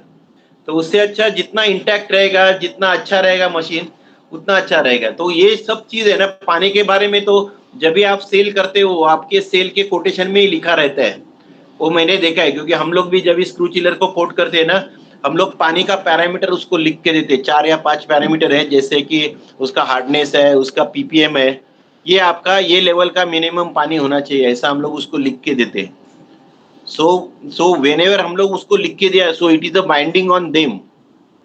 तो उसके वजह से अगर पानी से खराब हो गया है तो हमारी जिम्मेदारी रहती नहीं है। फिर भी हमने उसको बार-बार याद कराना है। अभी मेरा एक कस्टमर है जिसके पास ये पानी का ट्रबल है, तो उसको हमेशा मेरे हर सर्विस रिपोर्ट में every 3 months I am giving him service, I am always telling them you should go for a water softener with so and so output water quality. क्या तो क्या होगा, जब भी कभी आगे जाके कोई चिलर ब्रेकडाउन हो गया या मतलब चिलर के वाटर ट्यूब बस्ट हो गए, तो I will be out of the danger, क्योंकि मैंने आपको हर हर सर्विस रिपोर्ट में आपने लिख के दिया है, मतलब नॉट ओनली लिख के दिया, हमने उनसे बात भी की है कि सर ये मशीन आपका है, आप गंदा पानी यूज करने से आपका ये नुकसान होता है। लगभग 20 एम्पियर उसका करंट ज्यादा होता है बिकॉज ऑफ दैट खराब वाटर। अभी 20 एम्पियर और 24 घंटा मशीन चलता है, आप देख लो उसका जो सॉफ्टनर का कॉस्ट हमने उसको दिया था, 2 महीने में सॉफ्टनर का कॉस्ट कवर हो जाएगा। तो बट क्या होता है, कोई कोई मैनेजमेंट जो ऐसी रहती है ना, अभी that depends on the director of that particular company. वो जो रहते हैं ना, वो चेंज करने के मूड में रहते नहीं। अभी हमारी नासिक की एक कंपनी है, मैं उसका भी अभी नाम नहीं लूंगा, they are having lot of dust inside their plant. So every 8 days or every 15 days, our people need to clean the condenser. The very first visit when I visited them, I told him why are you not getting them converted into water cool condenser? So he said, okay, you give us the quote.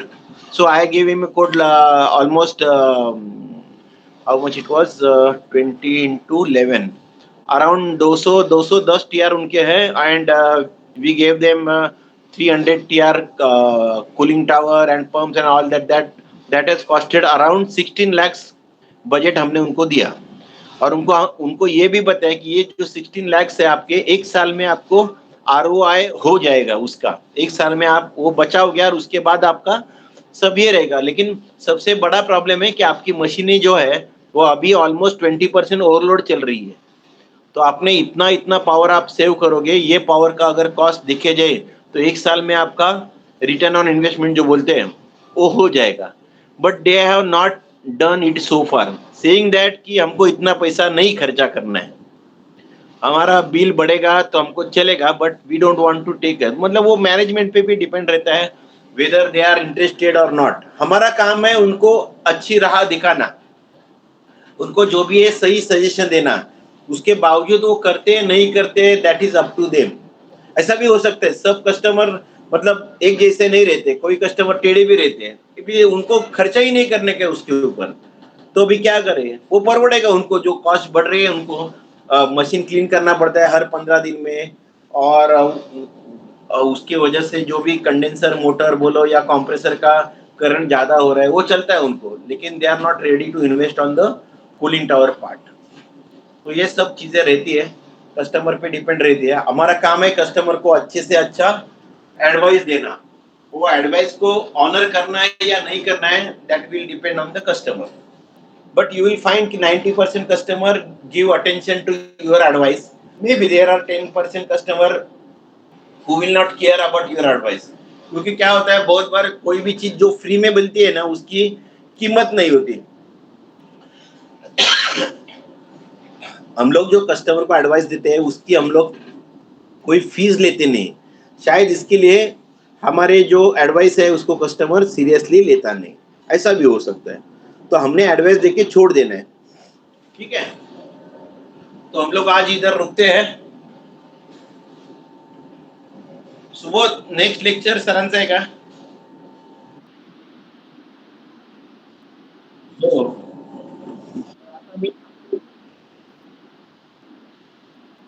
हो, हा मग तो थांबतो विचारता।